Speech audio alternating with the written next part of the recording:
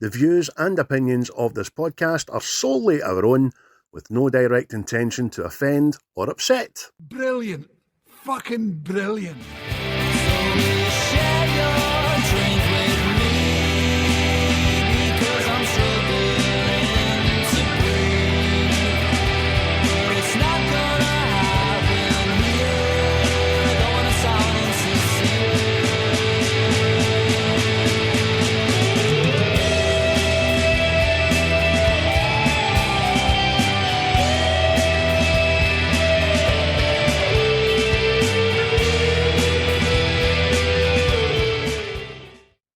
Hello everybody and welcome to Series 4, Episode 24, the penultimate episode before season's end finale extravaganza next week.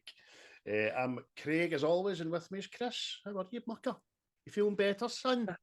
Oh. Yes. I think that COVID creature came for me, but I after a couple of days just lying in my wanking chariot, drinking liquids in the salt there. This episode is sponsored by Volvic. That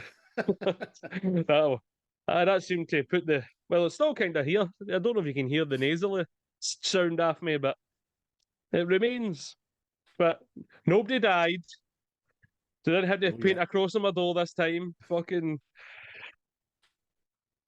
Nobody died. No this time, mate. No this time, know what I mean? But there you go. It wouldn't be a What's the Script episode every 3 or 4 episodes if this wasn't fucking well. You know what I mean? That's it. Live fast, die young, leave a beautiful corpse. Beautiful corpse for the necrophiliacs out there that want a wee shot. Hey, I'm a dead body.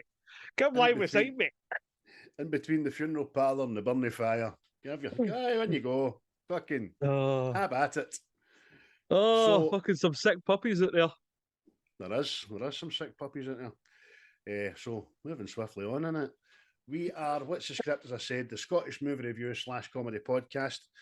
Thanks to Quaint for providing weird title tracks as always for this series.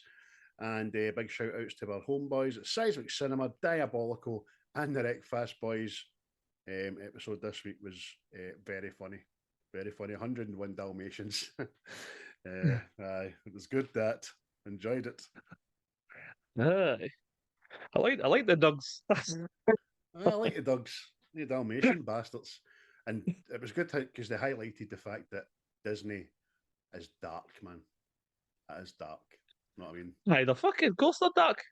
It's their job to traumatise children at a young age to get them ready for life. I mean, just think of all the favourites like fucking Bambi and all this. Bambi's more cops right at the beginning. The Fox and the Hound and all that. Oh, fucking that's a teary wank, that. Or your personal favourite, the Lion King. Oh, Mufasa! Simba. Circle Oh dear, that's the last time I laughed at something. I know. I think that's the last time I laughed at something Whoopi Goldberg ever done. Fucking old boot. So she is. Yeah, I seen one of her films that I used to watch as a Wayne. And I'm sure she's a cop in it. What? No. Jumping Jack Flash? No, she's a cop, and I think there's a dinosaur. She's got a dinosaur for a partner or something. Oh mate, fucking oof, telling you. Yeah, that blew your mind. Oh, I just clocked it. See the other day when I was flicking through something, and then it popped up, her story back to back with this dinosaur, and I went, I watched that. Oh, I need to look for that now. That's sad, but quite apt though, because she's herself has turned into a bitchysaurus. So she has. Hater of men and all penises and all things. Yeah, so, would be. I know. So you're feeling better, mate. That's good. In your downtime, did you watch anything that you could let us know about that you enjoyed? Did you go down any rabbit holes this week? Oh, yeah. I always go down a rabbit hole. But, I mean, this particular one, I think I was just I think this hole was deeper than most. For some reason, I do this when I'm not well, right? And I don't mean to do it, but I always put on weird fucking films. I watched Lawnmower Man again, right? So I'm lying there like that, feeling, oh, I might die. But the whole time I'm going, the fuck is going on here? I've not seen that since it came out, man. I watched that, right? And then went right to watching Brazil. Have you seen Brazil? No sure. Is that about the It's gangs? one of the... Eh? Is that about the gangs? Is it subtitles? No, it's that's City of God. It's one of the Monty Python guys writes it. It is. Right. I'll tell you right now. Watch this fucking thing. I went in tune with me like kind of like fading in and out to see sleep. Like one of the boys on the River Kwai with dysentery. It was. I tell you, man, I was like, what the fuck what is this a bit of the film or am I tripping with the influenza or something? Know what I mean? But aye, that was the two. Then it kind of got a bit normal for there. I watched Crime Cut. That's Big Lee Marvin and Gene Hackman. That's an old gangster one from back in the day there. Couple of men's men. Aye. Kind of sit on the toilet and eat a packet of crisps, you see. Oh, beef and onion, is it? Reminds me of biscuits and gravy. Oh. And then, for some reason, we came back round to the wall ones, but I watched The Monument Men with George Clooney and Matt Damon and Paul Murray and all that. So, all right, we film, true story, but aye, you could tell I was getting better as the movies went on. Off. I can't wait to watch that Brazil one. That sounds fabulous. That you gave that a right good write up. Oh, it's a trippy biscuit. I think it's on Disney Plus, I know. It's a trippy biscuit, no a disco biscuit. I like them. They're no bad. It's something else, mate. Telling you, people out there, obviously, it must have a following, right? But I swear there'll be people out there going, Brazil. I mean, fucking watch it. See, there's stoners that listen to this. Hit a couple of joints and watch this, and you'll be like that. Get your devil's lettuce out and roll yourself a couple of fat ones there. You'll decide. Telling you, fucking melt into the couch going, this can't be right. I still don't know what the film's about. I've never been to Yoker, no. I mean, it was the same with Lawnmower Man as well. I forgot fucking James Bond was in it. What's his name? Brosnan. I was like, fucking never remember you being in this. I just remember the lead guy in it was the guy that ended up another pilot and Lost. The beard and all that kind of stuff. Can't remember his name, but he's a very weird looking cunt, wasn't he? Aye. That film is just fucking weird. They made another 2 after that, didn't they? Another 3. Aye. But that's what happens with sci-fi things. The people go, let's make this weirder. Let's make it weirder. Let's delve. Let's cut the budget so it's worse looking, but we'll delve right in. And then, see, because there's less of a budget, they try and make it more confusing. And you go like that. So you go, it's a brilliant sci-fi film, Matt. I couldn't get my head on it, which means it was brilliant. Fuck off. It's a masterpiece. It's a piece of art. It's not a movie, it's a piece of art. It's a thinker. It's a thinker. Is it? Aye. It's an absolute thinker, so you didn't understand it, is that what you're saying? Aye, you can't explain it to me. Aye, that's it. Fucking smashing. I remember people saying that to me about the Matrix. Oh, I mean, you need to pay attention or you might not know what's going on. Beg your fucking pardon? Fake world, real world. Aye. Those who know, those who don't have a fucking clue. Getting it? You know what I mean? I walked away from it going, that must be some sort of scientist genius, me. I understood that right to the very fucking bottom. You know what I mean? I know. I might take up that hacking they're all talking about in it. Fact, on Oh. 2024, people are still referencing the blue and the red pill. You know what I mean? These people that still don't understand, that's you need to be in the know for that kind of ad. That's a thinker's joke. That it's really not, mate. I've had it with a lot of things, man. Like, see Inception, I know. Oh, here. You need to pay attention, or you'll not know what's going on. What? What? What? Aye. It was to be a trilogy, was Inception as well. Never happened. Was it to be a film within a film within a film? It was to be under budget, but it fucking wasn't. That's the problem. Your man went off his nuts with the fucking money. Aye, instead he... That's just $1 within $1 and another dollar. Instead of that wee thing, see that wee thing spinning at the end? With less budget, there's always a guy who has to come out and spin it again. So keep on there. But money was the object. If you actually watch the deleted scenes, they actually used orphans' children as their spinners. Get us another Wayne. Make it a black one. A yellow Wayne. Get me a yellow Wayne. Hey, that one's no leg. Look at that. That's fucking brilliant. That. But at least I know where I'm at. But enough of my fucking sickbed movie watching. What did you watch, mate? Not a lot, to be honest with you, mate, because I've been tuned into the football, European Championships, probably just like yourself. But I did make time for the spin-off Walking Dead series, The Ones Who Live, which is, spoiler alert, Rick and Michonne find each other. And I thought it was fucking really good. Really good. After watching the last 6 series of Walking Dead that were utter shite, this was good. I'd recommend it.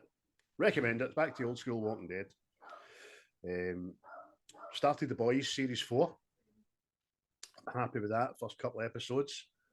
Although I noticed a couple of shoehorned in things that I mentioned to you the other night there, but I'll not get into that. That's strange. Is that what they're calling it now? That's very strange, that. But okay, we know that now. Don't know why I had to know it in the first place, but we know that now. So that was good. So watch that. It was still class acting. And I was at a Liam Gallagher concert at the Glasgow Hydro. 30th year anniversary for Definitely Maybe. Used to be in a band, man. And that was epic. It was the best he's sounded since he came back out himself and that. Because I've seen him every time he's been at Glasgow since he came back out. The last time was really disappointing because it's like lowered octaves on the music and all that, but this was fucking bang on. So I was pleased with that. But apart from that, mate, nothing else new. I've not even checked to see if there's any new films on my doodad or things like that. You know what I mean? Nah, I don't think so. I've not had a look myself there.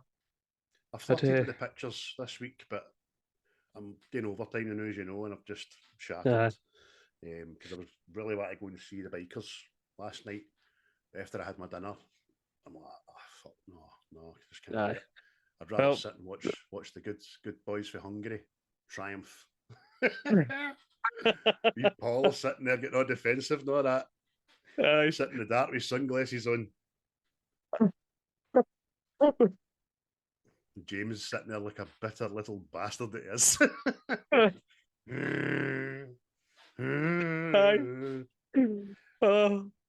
You need to do some sort of face swap. Say like when he's shining and put Paul's face as the woman hiding in the toilet. And man James coming through the door. Here's me. Oh, I've started, see, after last night, I know, because I had a wee drink watching the football, and obviously we were all having the back and forth in the group chat. And I forgot to say in the chat, but I was just thinking about it, and I started laughing. I was like, I've just thought of James as the wee cunt out the Warriors with the bottles. Mario, Paul, come out to play. Oh, fucking hell, man. Oh, some boys, I love them dearly. I really do. Superb, man. It was funny just to sit and I'm going, why in? I'm not doing anything. But, nah, fucking the usual. There we go. But I've got grand plans to hit you were dropping rods in the water all fucking night, you blind bastard. That's what Palpatine used to do, mate. He used to come out, drop something back into the shadows. Aye, you're sitting in your room going, good, good. James is like me. Is it possible to learn this power? Not from a Jedi. Not from a tartan tranny. Oh, there's my Star Wars references in there. Fucking magic. Love it to bits. Proper Star Wars when diversity was invented. No getting into it. Still no watched the Acolyte. Never will. Right, folks. So you can... go. No. Carry on, mate. Carry on. No, you sounded like you had something to say. No, that's Freddie Mercury says. Carry on. Carry on. Because nothing really matters.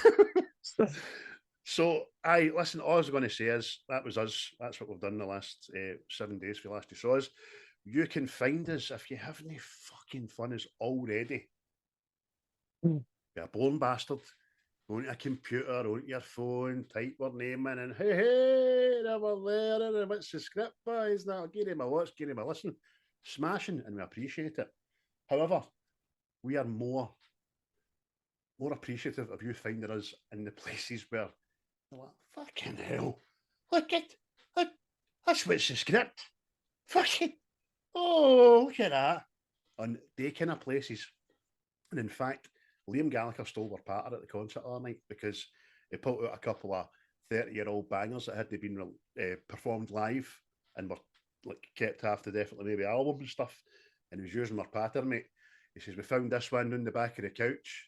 And we found this one in an old jacket pocket 6 months ago. And I just wanted to stop the concert and go, whoa. How you? Where did you find what's the script? Where else can you find us, Chris? For fuck's sake. Well, no, we'll talk about the Scotland game there, right? And it wasn't the best kind of game, though, that. It was a bit meh, know what I mean? But see that bit at the end when the two teams were just going for it because they knew they were going to, know what I mean? They were just going for it. See that, and this is to the Scottish fans, the Tartan Army. See that wee bit of hope you had right before Hungary scored. That's where you'll find what's the script, and you'll be like, see when that ball went in, did you know go? It's the fucking script here. I mean, that is it. See that? See when you thought you were getting that penalty. See that penalty? You went, that's a penalty. And when you didn't get it, you go, it's the script here. That's where you find us. That is where you find what's the script. By the way, that is quite clever. I'm sure a few thousand people said that when that penalty was given. Oh, come on, what's the script, referee? Come on. Never been so famous in my life. But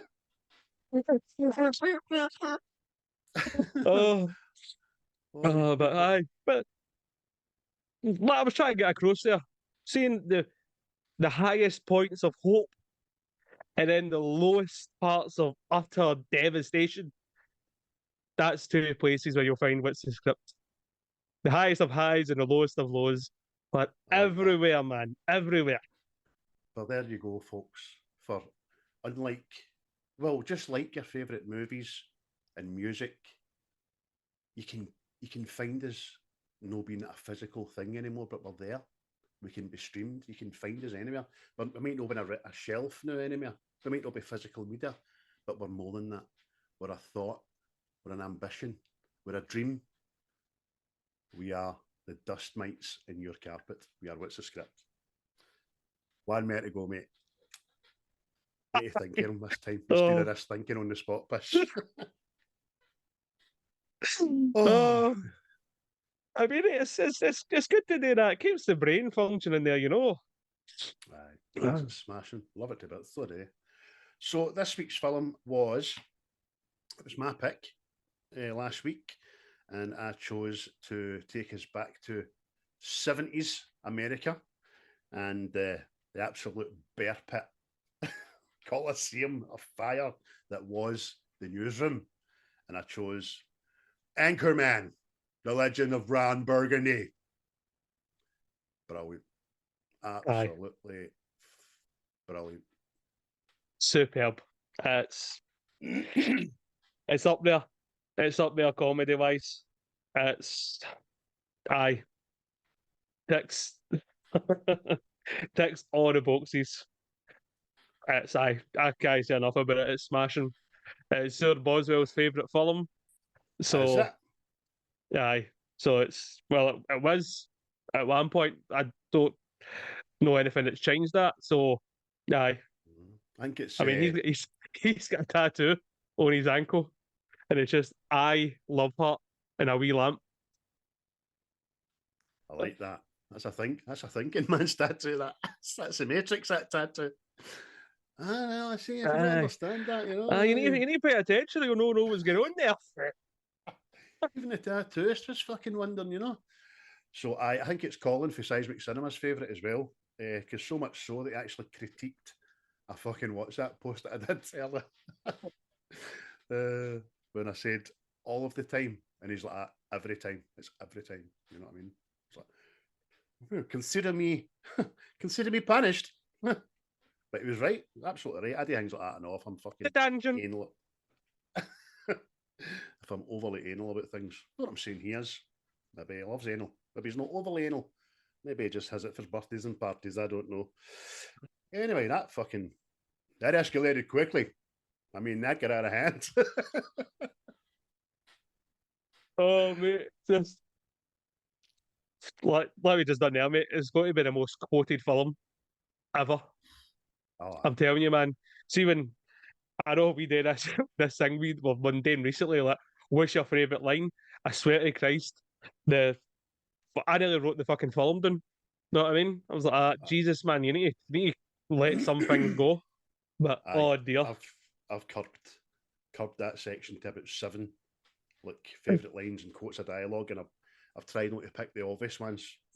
But as you say, mate, you could get through the script, because even when I've chose favourite scenes, it's got other dialogue in it. You know what I mean? It's fucking so good. It's mate. It's just so well done. And see, for an original idea, mate, it's just fucking, it's hilarious. Know what I mean? Well, wait till you, the listeners, hear some of the trivia surrounding how this got to be a film later on. It's mental, to be honest with you.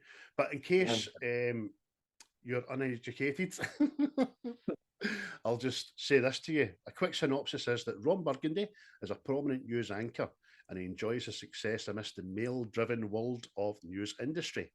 However, everything changes when Veronica, an ambitious reporter, comes into the picture. And that's basically it. That's the core, that's the liquid magma centre of the plot. Who's in it, mate? Tell me some names. Feed me. Well, obviously we've got Will Ferrell, Christina Applegate, Paul Rudd, Steve Carrell, David Koecher. I'm saying Koecher. Fred Willard, Catherine Hahn, Seth Rogan, Danny Trejo, Vince Vaughn, Ben Stiller, Luke Wilson, and Jack Black. I mean, some of them are just in it for wee bits, but the bits are golden. Right, golden. The mommy daddy button. Oh, but mate, I think this film possibly endeared a lot of these actors to me. I know what I mean? Like Will Ferrell and Paul Rudd, Steve Carell, know what I mean? Because I think one of the first things I kind of seen Steve Carell in was Bruce Almighty or something. I think that was the first thing I kind of seen him in. But that's just, I was like, oh, smashing, man. It's just so good. The cast is legendary. It's even bigger, but we can't get into it anymore because, like last week's film, you've been there for half a year, man, trying to rhyme off all the names. So, 10th of September 2004. I definitely went to see this in the pictures. Pictures is the movie theater, man. If you're from America, it's a movie theater. It's like your AMC, man. You know? Yeah. Hot dogs, armor hot dogs, the dogs, you. I'm not doing that. Fuck that. movie theatre. So, 2004. What age were you in 2004? Well, I was but a young pup. I don't know. 12, maybe 13, 14, something along those lines. So, Aye. I couldn't go to the cinema to see this, you know. I had to wait until it came out onto the videotapes there, you know, there. The video home VHS Aye. system machine. Video home system Aye, I machine. like the blockbuster there with the see-through containers that you slid the tapes into. Sometimes they were fucking airlocked and you couldn't get the bastard out. That's right. That's very right. So it was directed by Adam McKay. Might not ring a lot of bells with a lot of people, but that guy's done a good few fucking flicks, let me tell you.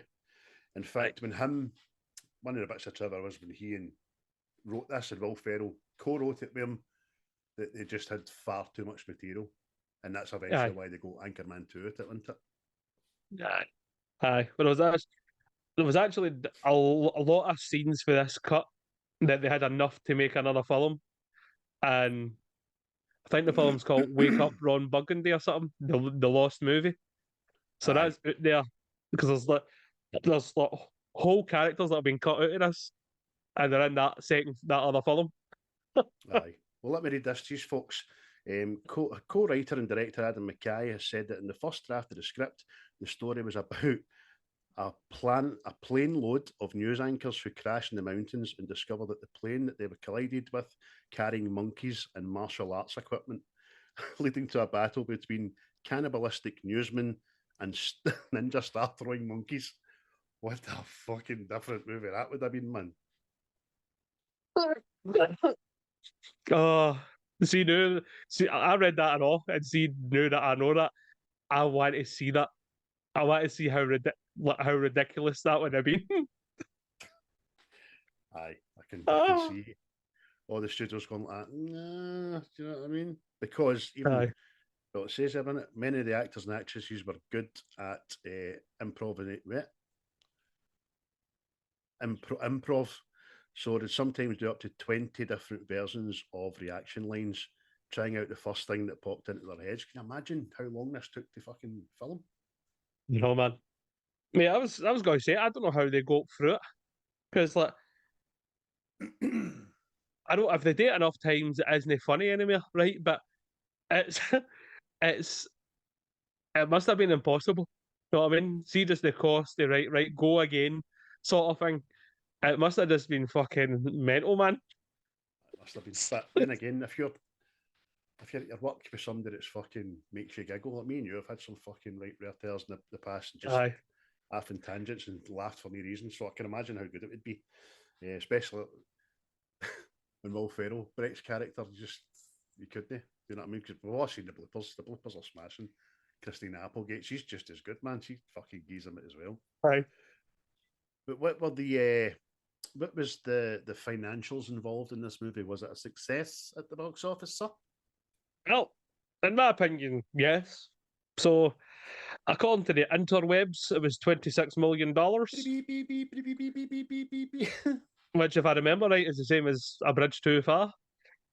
And apparently, worldwide, it was 90.7 million. 99.6 I've got there. So there you go. See, different interweb results there. You know, different interwebs. So that's but in my opinion, that's a success. So, and I think it did day well in the cinemas that anyway. Plus, so that's 41 and mark up of 300%. So, is it 400%? You say? No, 300%. Aye. So there you go. You can't fucking whack that. And like you mentioned, mate, for the cast involved, not a bad budget, really. Aye, exactly. Plus, mate, see for what they go out to anyway, it's let's see the costume and all that. It does feel like it's set in a different time. Know what I mean? I know that's the aim of it, but a lot of directors and films and all this see like doing a time film sort of thing. It's apparently tans away at their budgets and all that. Know what I mean? When it comes to the motors and all that stuff, but see, because this is kind of based within buildings sort of thing to get away with it, but aye, so brilliant, man. I read the goofs this week, and they are all anal as fuck. You had to have looked for them, and it was all today with the time related stuff. Like when they're having the fight, and Champ throws a guy against a car windscreen. That car wasn't made until 1984 or something. It's meant to be the 70s. Yeah. Shite like that somebody's sitting for 4 days just pausing and looking, trying to find something, you know what I mean? Yeah, that's aye. But aye, for the whole man, it's just does it well. The outfits and even just like see like Mad Ronsus, it's just fucking it just pure fits the build in it. It does it. It looks exactly how he describes it smells to Veronica. Did you write down the audience and critic scores, mate? No. Well, on the Rotten Tomatoes, right? Again, you need to click on the Rotten Tomatoes website to get the audience score and the critic score, obviously. But the critics have got it at 66%, right? I didn't write down the audience one, but I'm sure that's up at fucking 90 or something like that. Or 80. But it's definitely higher anyway. So again, just give away your mark out of 10 there, didn't you? Is this big dip? Know what I mean? Between, I mean, I don't know. Like, obviously, these critics must have an idea of what film is or whatever. I don't know what it is, but obviously, you're not going to get it for this film. This is hilarity, fucking over the top madness. Know what I mean? Aye. You're there, have a laugh, go home, fucking tell people about it, laugh about it. Know what I mean? You made a good point there, and it shouldn't come into fact. It should come into factor with critics. You shouldn't criticise a film because it's not your cup of tea in real life. You should criticise a comedy for a comedy's sake. You should criticise a horror for a horror and blah blah blah. So I get that, mate, because I know we all get different tastes. But if you're doing a job of work, somebody's paying you to go and mark that. And the first thing on a lot of their lines was not really my type of film. Fuck you, you're no dirty. Well, do you know what I mean? Hey, exactly. You know what I mean? That's just like that's like a red flag that this isn't my kind of film. So I'm going to be leaning to that I don't enjoy this. Thinking like, so why did you bother writing the fucking review then? Why did your employer send you to this fucking film? Here, you see this film? What do you think? Know what I mean? I know you probably don't get the choices and all that, but exactly. Like you says, you need to critique it like you're going to a comedy. You're not going to see fucking, I don't know, War and Peace or whatever the fuck it is, know what I mean? It's like, Craig, would you go and fucking write a review on this new chocolate bar? And then the first thing you write is, Cadbury's brought out the new Wow biscuit. Me being more of a crisp man, I wasn't overly impressed by the chocolate. Not what we asked you, son. It's not what we asked you. You know what I mean? I mean, the IMDb wasn't a lot higher. It was 7. It's currently sitting at 7.1, which is a decent, good score for IMDb's sake, depending on how you do your marks out of 10 or that. However, it's disappointing for me. A 7.1 out of 10. As it's again, it might not be to people's liking, but again, I don't know. We done See No Evil, Hear No Evil. That was a 66% on Rotten Tomatoes, but again, the audience score was higher.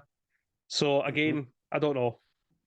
But everybody you mentioned that you were doing See No Evil, Hear No Evil to was like, oh, what a film! I love that film. Oh, brilliant!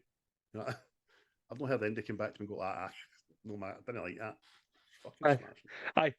And it's the exact same with us. See anybody I've said about Anchorman or whatever. Sorry. Everybody likes their own scent, don't they? oh, fuck's sake. But anybody I've ever had a conversation about this film likes it. Know what I mean? There's not been anybody who goes, oh, that was shite. Know what I mean? That wasn't funny. You're going, just to a date anyway, it's never been said to me, unless people are lying. But very, very SNL inspired, very Jimmy Fallon show kind of sketch movie stuff like that. It's fucking smashing. It's just, and it's full of fucking good people.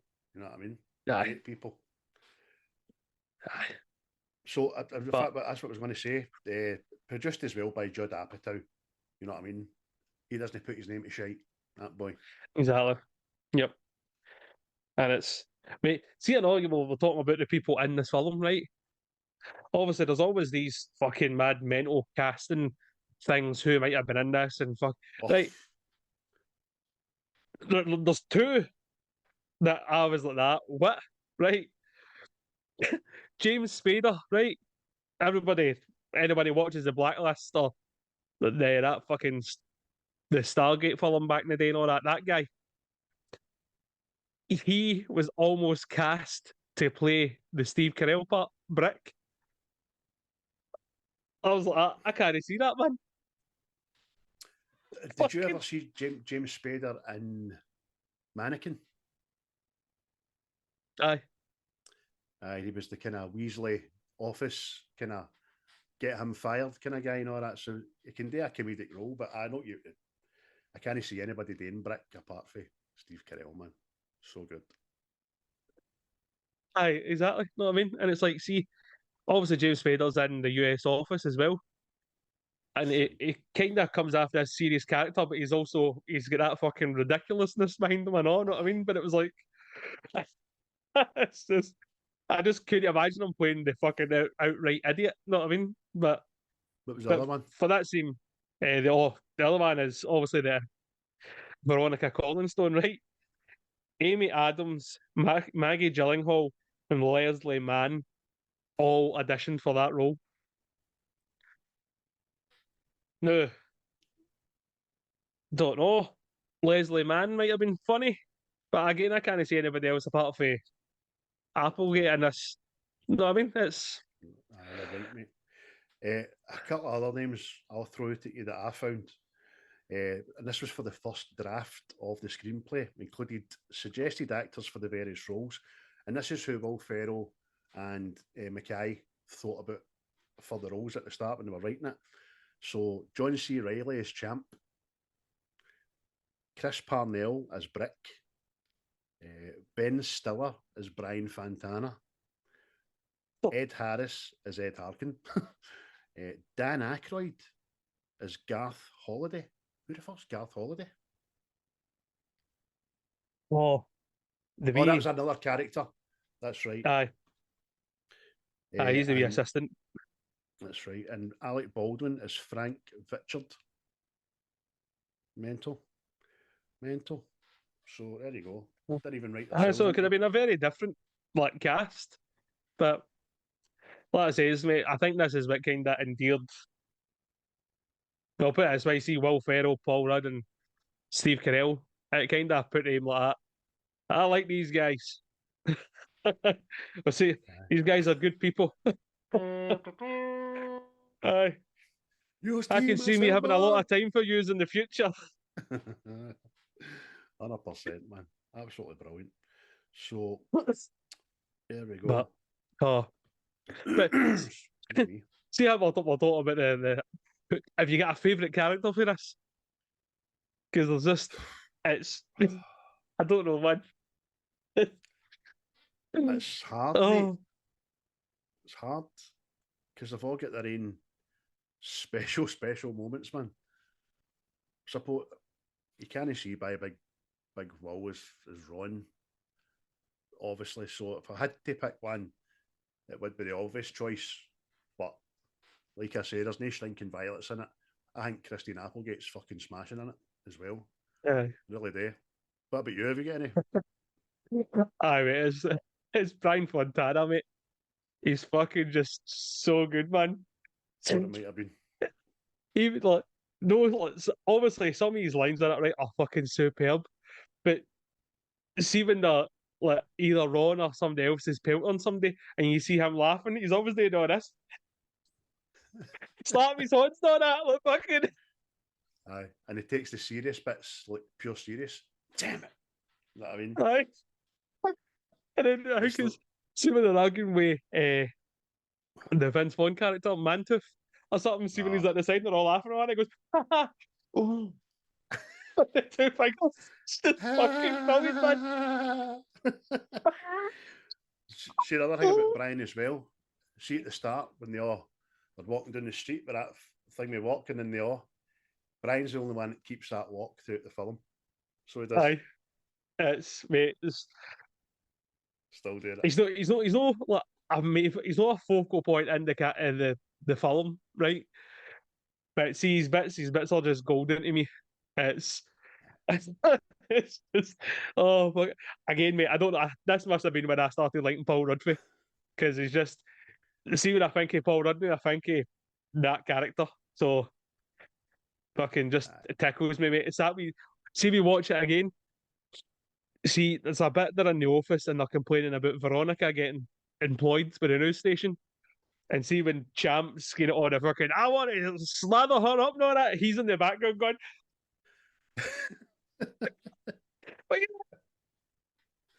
Aye, and then fucking Brick just hits it with, I heard that bears can smell their menstruation, and he just calms down and goes, there you go, bears. You brought bears in it now. You happy?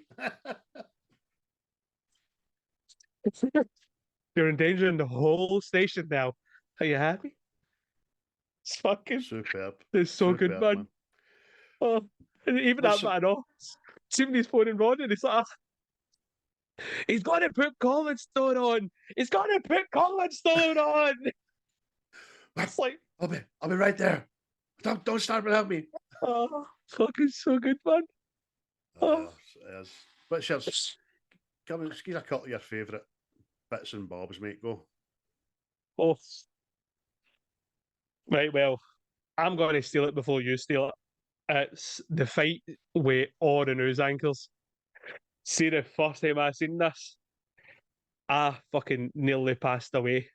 Like, I was laughing that much. There was fucking bits inside me, like, seizing up and fucking exploding. I swear, man. It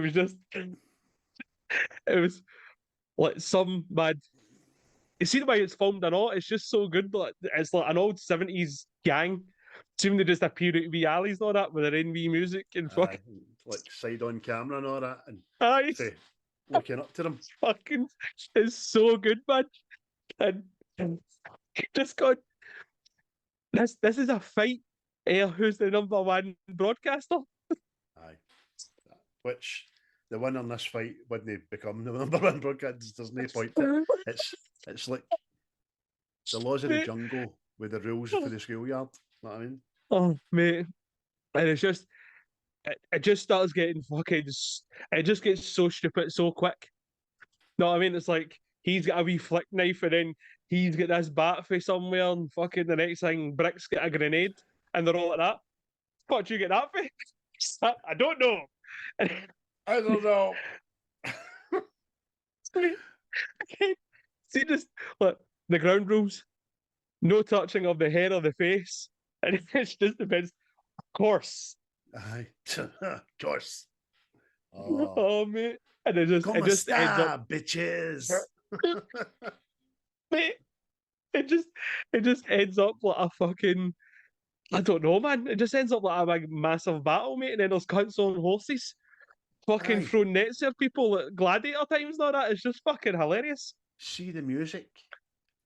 Is it no old Planet of the Apes music? It might be. I was like, I've fucking heard this before. I should have read up on that, but I'm sure that because as soon as the music kicks in, two guys and horses when fucking nets they catch Brian. And you think the net's just for Aaron, but then you see him getting fucking dragged at high speed along the deck. Oh, mate. I'd see it was very, as funny as that is, right? It's fucking stramash and chaos. There's guys getting their arms cut off and all that. Mate, see when Tim Robbins puts Luke Wilson's ear off and he's going, oh, fuck's sake, I didn't see that coming. He's just still standing behind him, smoking his pipe, lap. Nah, good show. I mean, just admiring his work. Oh, it's brilliant. I mean, it's only just went for starting Carnage and then there's a fully grown guy on fire, muddling through fucking carnage. Like, what the fuck's going on here? Oh, This mate. is the best I've ever seen. But see if like, just like makes it perfect and all, but they hear one siren, right? And they all start bolting. But see that wee music it plays. That always just I just associate that with like a 70s thing. See when the criminals escape or something, it's like a wee like jazz floating. And all like that, and they fucking drop their weapons and all that and bolt. It's fucking so good, man. Scatter music. That's fucking tremendous. Mate. Some of the weapons I know. I mean, I was feeling sorry for the guys that just had chains.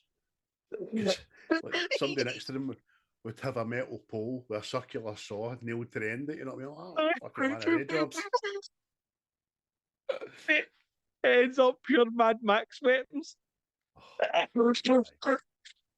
Oh. Because obviously, Brick does fling a trident with a horse. Oh, fucking hell, man. But see the fact that all, I know it's not the same scene, but it leaks into see the next one, and they're all just sitting, having a beer like that. I get out of hand, didn't it? Wow, that escalated quickly. I mean, that got out of hand. Wee champ just goes, it went up a notch. Because obviously, this is something to do all the time, but this one was, this is one to tell your grandwains about this fight, you know? And that's when Brick says, I stabbed a guy in the heart with a trident. I saw that. Yeah, Brick threw a trident at a guy. Brick killed a guy. Yeah. You know, Brick, I've been meaning to talk to you about that. You should lay low. Maybe go to a safe house or a relative and lay low for a while, because you're going to want you for murder. Yeah. Matter of fact. Fucking, oh, man. It's just so ridiculous. So well done, man. It just fucking tickles me every time. Every time, man. I look forward to it coming up. See, when I'm watching it, I look forward to that scene. Oh. And you don't wait too long for it as well, which is great, because that's just after Veronica's introduced to him. It's fucking smashing. Anything else, mate, you want to dive into? Yeah. Well, there's a couple, mate. They're no like big great scenes, but I just think they're superb. And I'll just say the one where he's in deep conversation, see with Baxter. Because Got it written down there as well. mate, it just obviously we're dog owners, know what I mean? And it's just you see yourself like the way you would talk to your dog, know what I mean? The dog's just like, he's like, what? Of course I met something tonight. Do you mean I'm lonely? You know I don't English, speak please. Spanish. I wrote that down as well, mate. I love the honesty in the conversation, because it sounds like a real conversation. And obviously it's Will Ferrell's, like, what's the word we use? Improv. He's maybe done about 20 takes of this with different things, but the one he finished on about the wheel of cheese, man. Aye. Oh, I just nearly shit my bed. You ate a whole wheel of cheese. I'm not even angry. I'm actually impressed. Oh. You know what I mean? Oh, mate, it's fucking, it's so good, man. But see, just like it's the daft shit you say at your end, Doug. Know what I mean? Like you should walk out like, what are you doing there? What are you doing? Like, oh, you're full of pish. Doug's answered you. Oh. I know. How many times a day do you say to your dog, what is it? I mean, if they're just staring at you, or they bark at you, or they come in, or they're motion, what is it? So they're going to tell you, you know what I mean? But just start wagging their tail at you.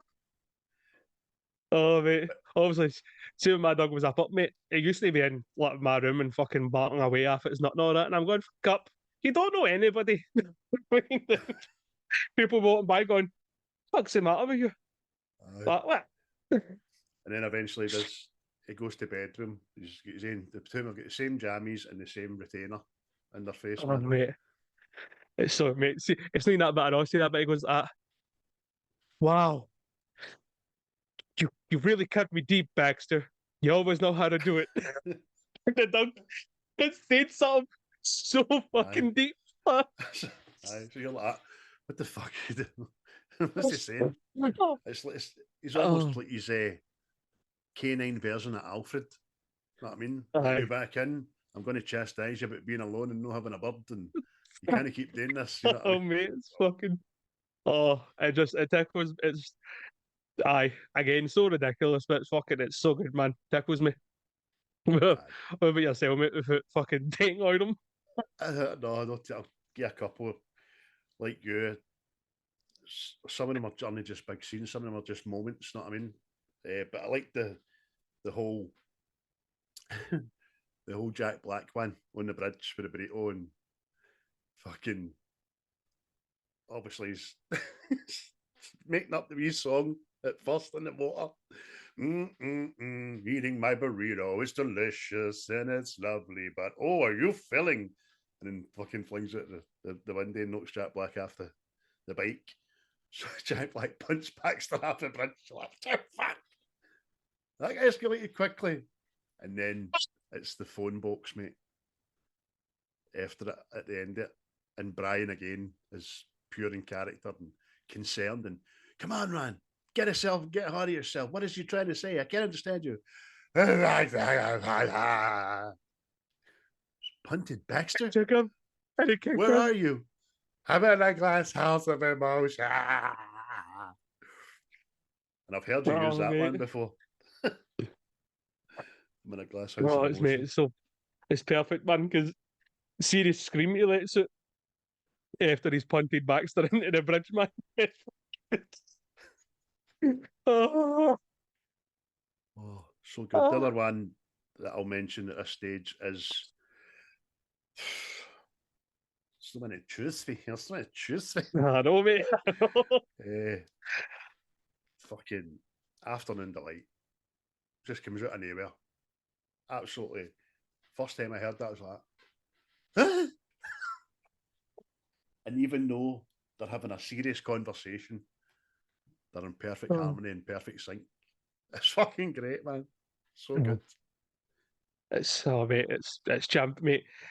Some of my other favourite ones are where just like see the man like Ron. He's obviously been going out with Veronica for a while, and they're all sitting eating their lunches and all that.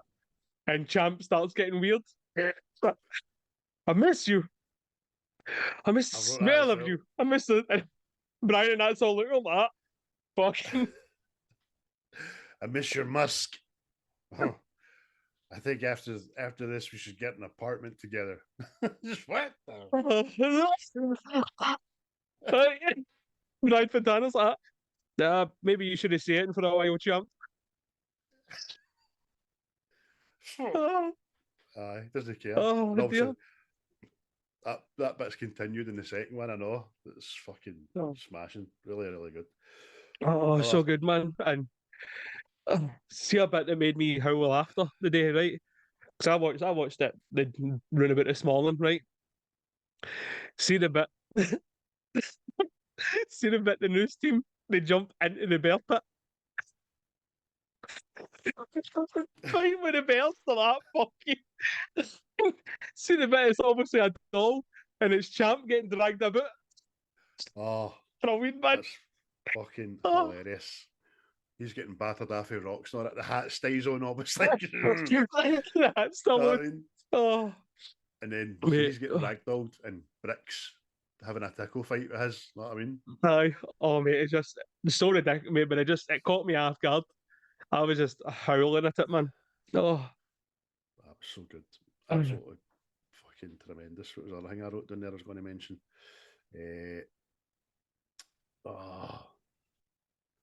Just there's nuggets all over the place. The fucking spit it out, Craig, pick one. Pleasure Town. Even that's good. I fucking love you. I freaking love you too. And obviously that's just off the back of Jazz Flute. Oh, mate. Mate, there's so many scenes in it that are fucking Did you see superb, man. the deleted scenes? No. No, I don't think so, mate. In fact, see the one I watched today, I think it was an extended version I watched. No, did you see Ron getting back to the jazz flute bar when he was drunk and had the Aye, beard and all that? and eating the plate of cat shit and all that. Aye. You've seen it. You've had them all felt in then. That was the first time I'd seen him. And I'm like, the fuck was he there? He was in a bar. You know what I mean? But there you go. I know. Aye, because I thought I was having a Mandela effect thing. I was like, I fucking remember this. But if I eat this cat shit, will you get me a steak? I think about it. Mate, see, I can't talk about scenes.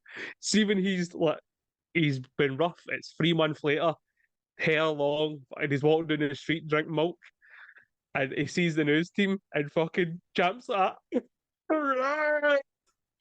Brick slammy dunk. And Brian's got that. Come here, you fucking bastard! I know. Don't you dare! Don't you dare! It's me, guys. It's me, guys. And then just the immortal line. Oh, it's so hot. Milk was a bad choice. Fucking right it is, man. Oh. See, I watched an interview recently with Paul Rudd talking about that, and he says him and Steve Carrell were just off at the side when he said that, and he's like, we were fucking killing ourselves laughing at it. It's just, It always sticks me because I don't like milk, and I don't like watching people drinking milk for some fucking reason. I can imagine what he looked and smelt like and drinking it with him and all that. I'm saying that scene in The Last Jedi with fucking Luke milking that big fucking thing at the sea, that must have really turned you. Oh, I'm telling you. Big space titty. Any favourite lines, mate, that you can? Well, pick a few, don't. I'll try and pick just a few at all. Oh, right, no, we're talking, man. Oh, I'm trying, like you, mate, I'm going to try and get ones that are right. Here's what I'm writing. See that bit they're at the meeting with the director of the news company, and he goes, right, well, the CEO and all that want a new bit of diversity in here and all that. And they go, what the hell does diversity mean? Ron Burgundy goes, well, I could be mistaken in this, but it is an old wooden ship used in the Civil War times. And then Ed just answers it. Doesn't he? Just, yes, because CEOs of companies always wonder where the old wooden warships are. Fucking tickled me, man. But see, like you, when he explained it as what he thought it was, did you start singing dignity in your head and change the words to diversity? I did. Yeah. Ship called diversity. I saved my money. I'll say, isn't she pretty? Oh, fucking hell, man. But aye. It's other ones, mate, just ones I still use to this day, right? When I'm talking to my brother and all this shit. Just stuff like, it's science. You know what I mean? It's science. It's just fucking what? Oh. But mate, see another one. Right, and it's not even for like any of the main characters. See when Brian's put on the Sex Panther stuff to the cologne.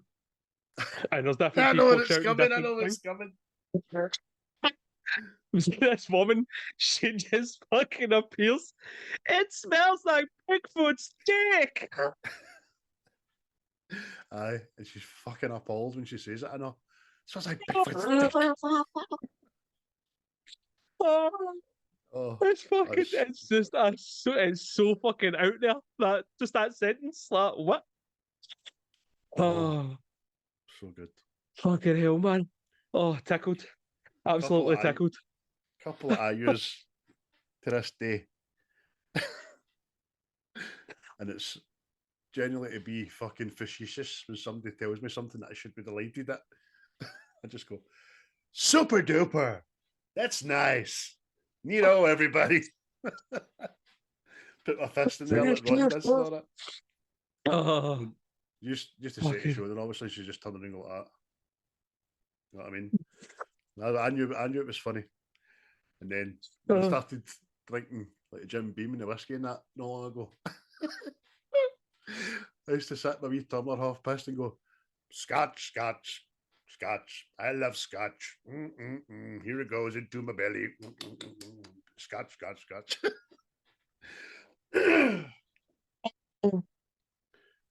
Then see another one. Another one, and it's just again, it's just so stupid. See that bit he's walking about with a big hard on.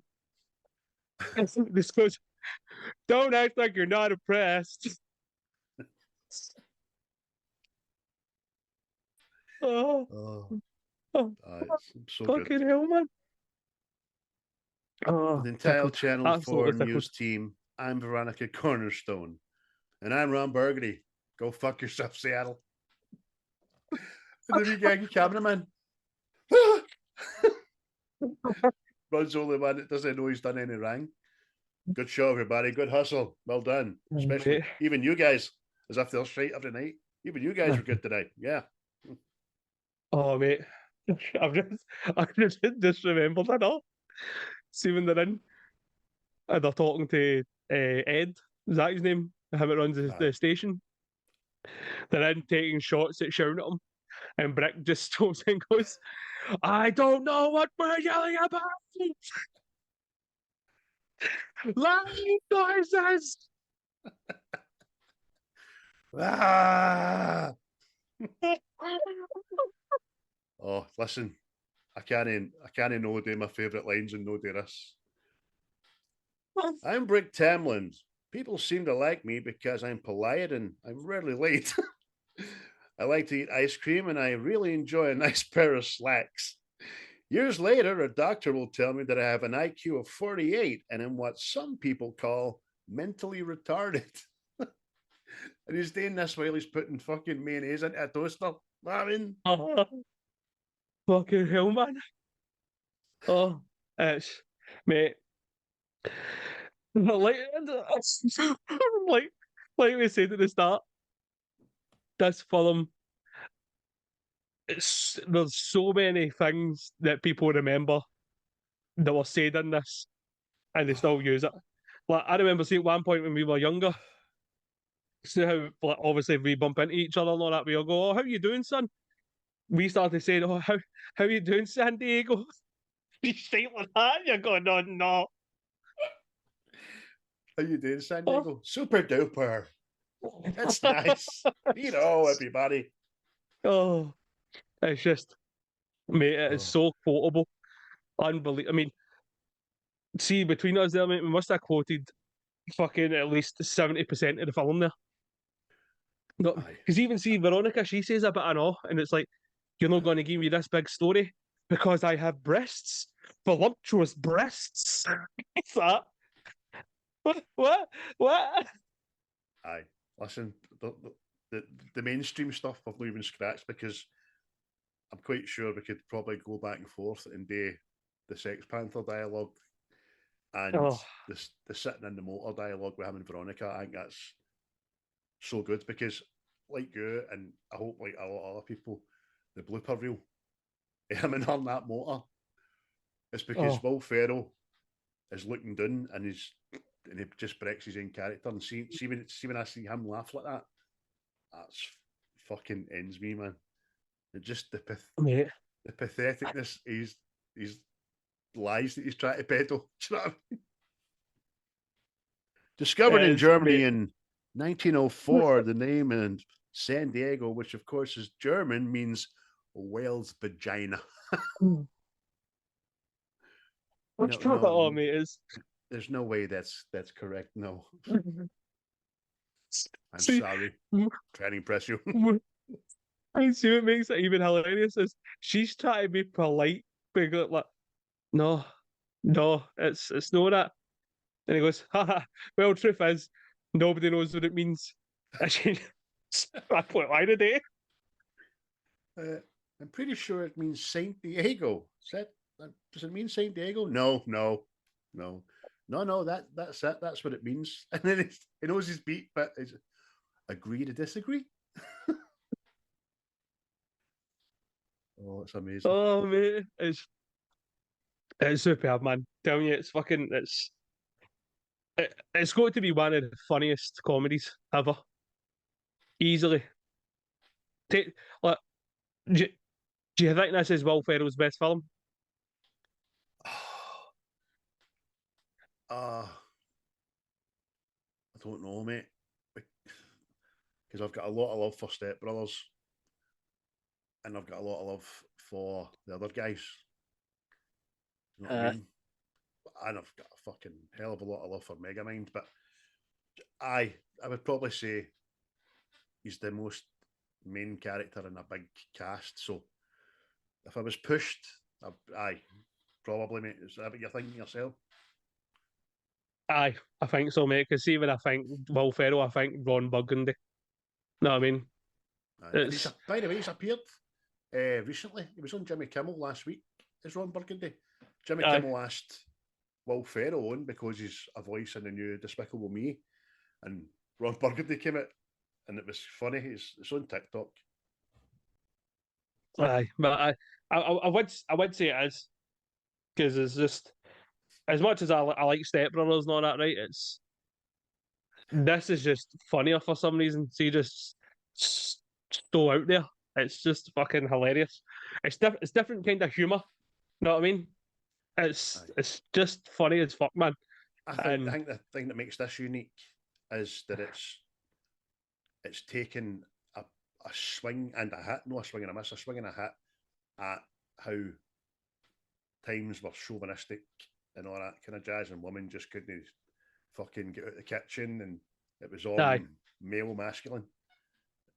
Brilliant. Exactly. Absolutely. I mean, it's done right. It's not like what they try to do now, and they're not good at doing it. Know what I mean? Sorry, but it is. Know what I mean? Get what you're trying to do, but you're just not good at it. We'll put a Star Wars sticker on it, right? Nobody'll know. Nobody'll fucking know. Hey, we know. But fucking, it's superb, man. And like I say, I think this is when I started looking out for like Paul Rudd and all that, because I'm trying to remember what I might have seen Paul Rudd in before this, and I'm not sure. But for me, it was Clueless. But when I think of Paul Rudd, I don't think of Clueless. I think of this, and I think of 40-Year-Old Virgin. You know what I mean? Aye. But because this is what I was thinking of. Easy face. See for like how like this was, and obviously it was a success and all that. Why did it take so long for the second one to get made? Know what I mean? I don't know. Because they obviously had that night. I look at Will Ferrell, Paul Rudd, and Steve Carrell and think, fuck, they were busy. They were fucking busy, man. And I don't think you could have done it. But no, you couldn't have done it without the original five, you know what I mean, that are behind me there. So, because I think Steve Carrell was a double whammy for Bruce Almighty and Evan Almighty. He was doing The American Office, and he was in a rake of other fucking stuff as well. Paul Rudd was in everything. Will Ferrell he jumped, him and McKay stayed together, and they wrote and produced Talladega Nights and The Blaze of Glory.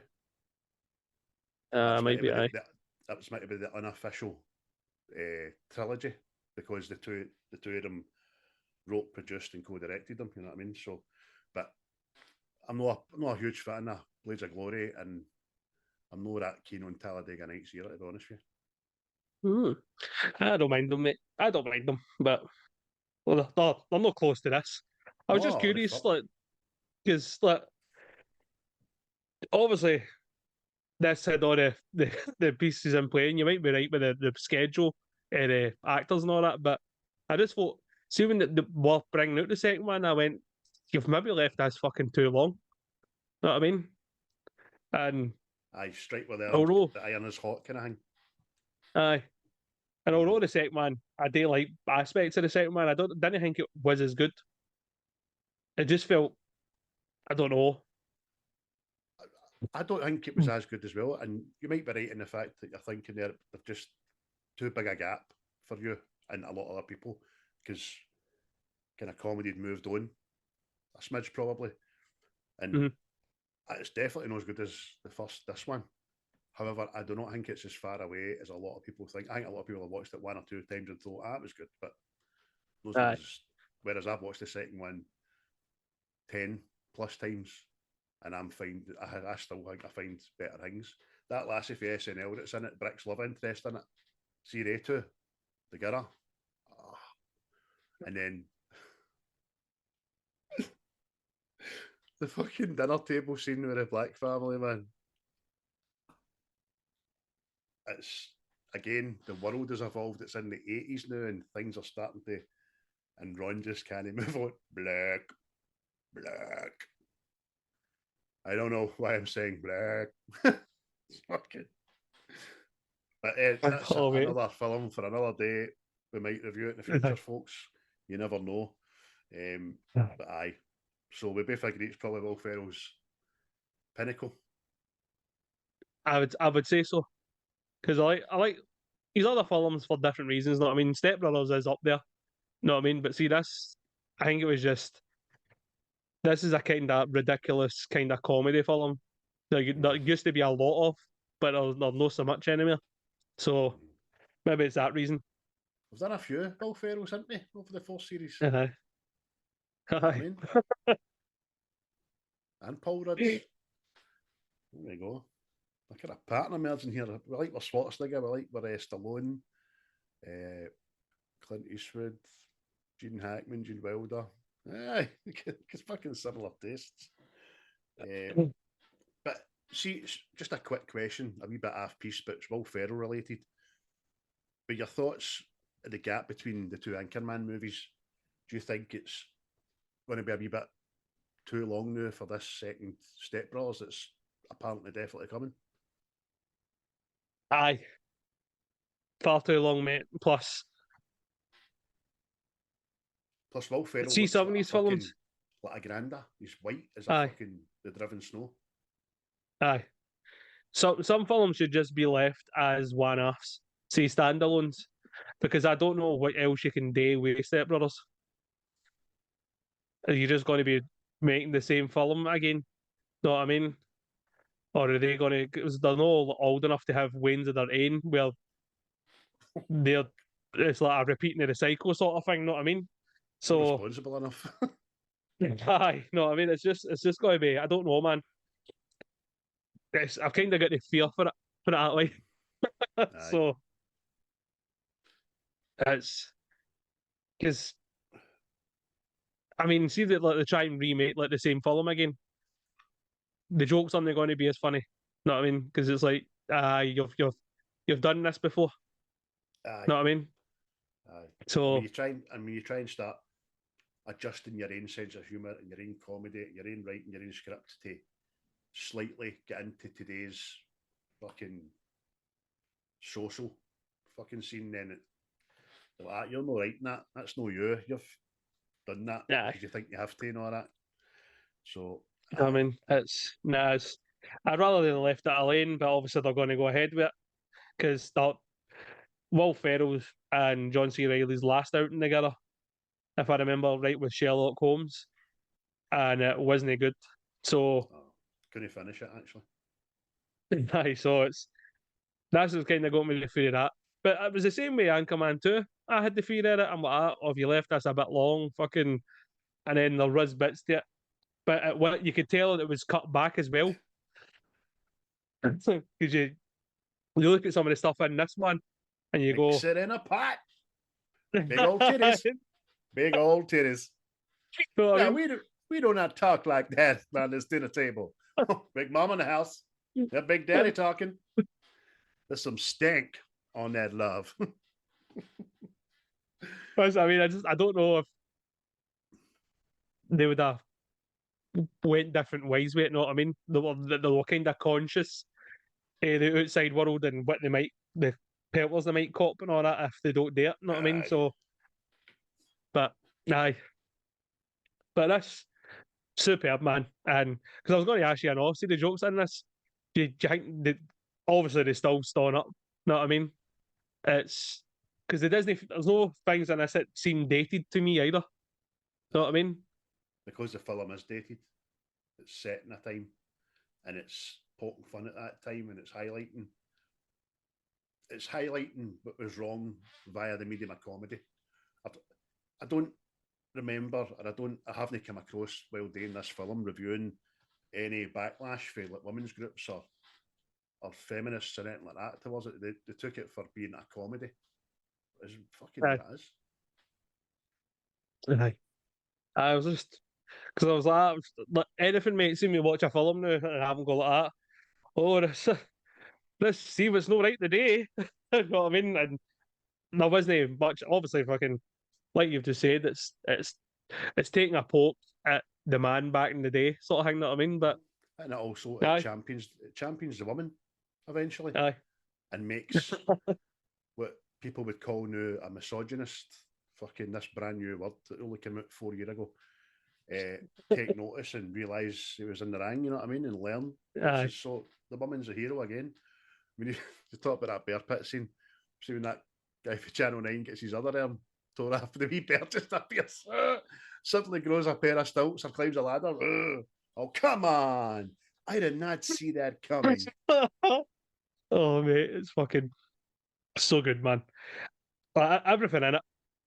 The jokes, the writing, acting, even the slapstick shit and everything, mate. It just everything hits the mark, so to speak. Aye. Know what I mean? And on that lovely little segue comments that you've gave it, what you get dishing it out of 10? I'll give it a solid 8. Oh, wasn't expecting that. I thought you were going to go with me and say a fucking triumphant 9. That's what I've had it marked up for years, and that's what it's staying at because I watched it.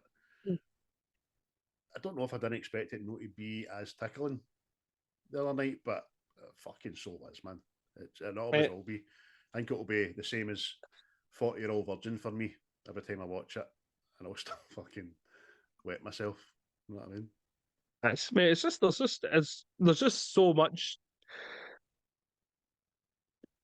It's not like a part in it that's like a bit. That's assuming you get some of these films and it's sad and there's no humour in it. Know what I mean? And you have to think, even when that part of the film does come, where you have to feel sorry for him, it's still fucking hilarious. Know what I mean?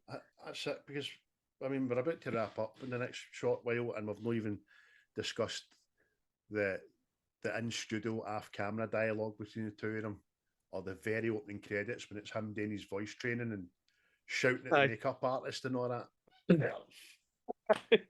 The Human Torch was refused a bank loan. This is what was written on the teleprompter ran. Great Odin's beard. By the power of Grayskull. And then I just think it's genius, actual writing, directing, producing genius, whatever, to show them while the credits are rolling to the world and they're kidding on, they're doing that thing to each other. And I'm gonna punch you right in the ovary. That's what I'm gonna do. Oh, yeah. Yes, I hear you. I'm gonna shoot you with a BB gun when you're not looking. Oh, tremendous. It's fucking tremendous. Mate, I can't say enough about it, man. It's fucking, and it came out around about a time when we were coming of age, sort of thing. Know what I mean? Well, I wasn't. Know what I mean? So it was hilarious, man. Oh, I was of age, son. I was about 25, 26. No, 26. so this is fucking coming up for 20 years old, by the way, in September. This will be. Can't believe that. Actually, can't believe it.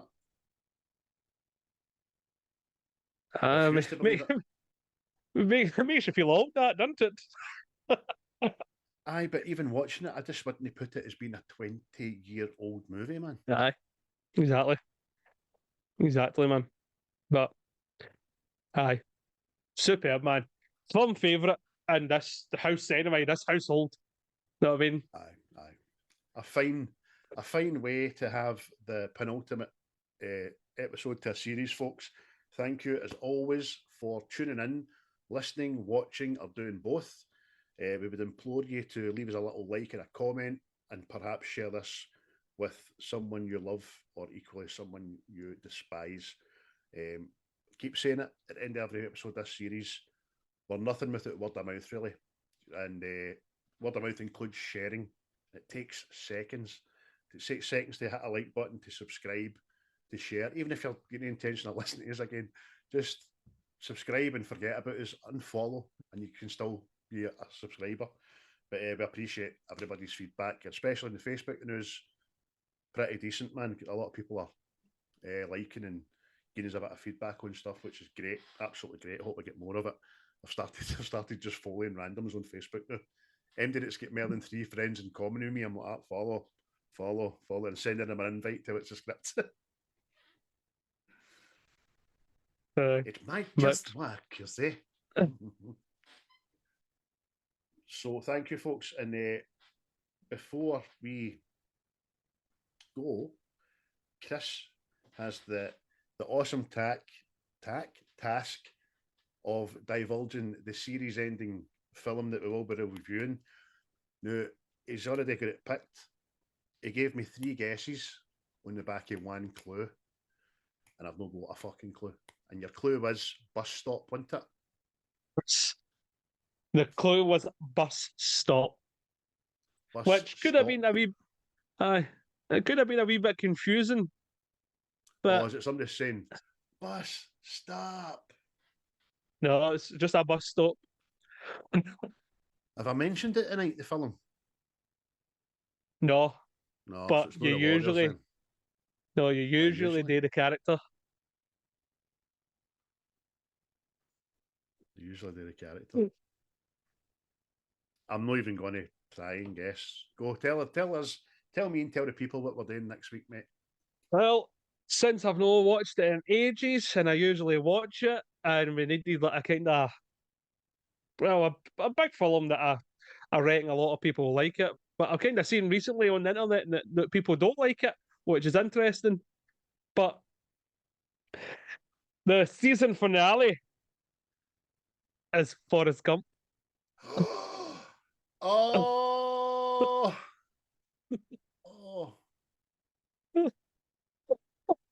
Can I just say something? You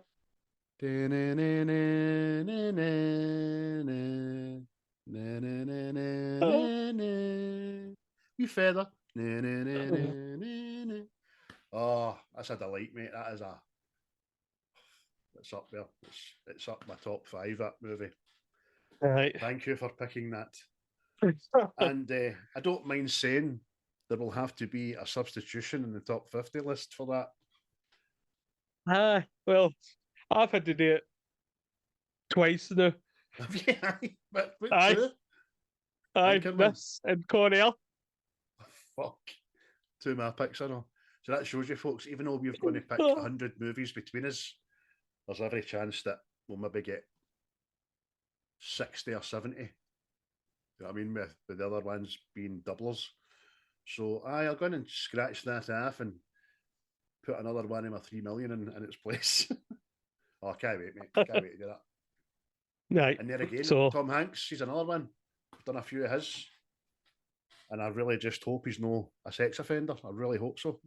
I hope he doesn't order wings like pizzas. I really hope that's not true. I'll be crushed if that's true. Oh, I crushed. Oh, but so you're happy with that then? Oh, I'm delighted with that. I'm fucking delighted with that.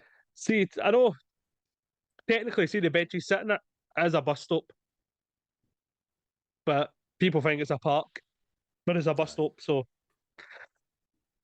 and you know that because the wee black nurse asks if the number whatever's been by yet, doesn't it? So just starts talking. Fucking. Oh, epic, man. Fucking epic. That could be a bumper episode, that. It really could. And we will let you know, folks, when we'll be doing it. But it'll be sometime next week. Don't worry about that. Forrest Gump, season finale. we'll need to get a big kudos in the socials going forward. And the two is on to find the most obscure place that we can find us ever that we've not done yet. I've already got it picked out, mate. Oh, have you? At your belly button? Is that what you found us? Picked out? Oh, my. So there you go, mate. And everybody else. Forrest Gump next week. So if you've listened and you want to kind of know what we're talking about before we start talking about it, stick Forrest Gump on. Aye. Give yourself a fucking treat this week. I had the soundtrack and everything, mate. Double CD it was. Just through the decades, man. Oh. And and I'm all serious, not by the way. I've got stuff to say about fucking Jenny. Aye. It was coming. I'm coming. I'm coming for you, Robin Wright. You fucking bastard. You. Raper of men, you bitch. Oh, look, what a character. I bet she Robin Wright in real life, by the way. Oh, I like her. She's nice. I say that quite a lot. Talk about lasses, didn't we? Oh, she's a very handsome woman, that. Should they go? Should they say handsome woman? But try to be polite. Instead of being that usual Glasgow. She's alright, aren't she? The commitments. She's a pure bite guy. She's a little roid. Commitments, aye. It's roid, Sally, roid, not roid, Sally, roid. Fuck off, you fat bastard. Anyway. Well, aye. This Thanks is a for listening nighttime to recording that we rarely do. Aye, see if you watch this back, you can watch it slowly get darker on me. No, But aye. mate, it's actually quite cinematic.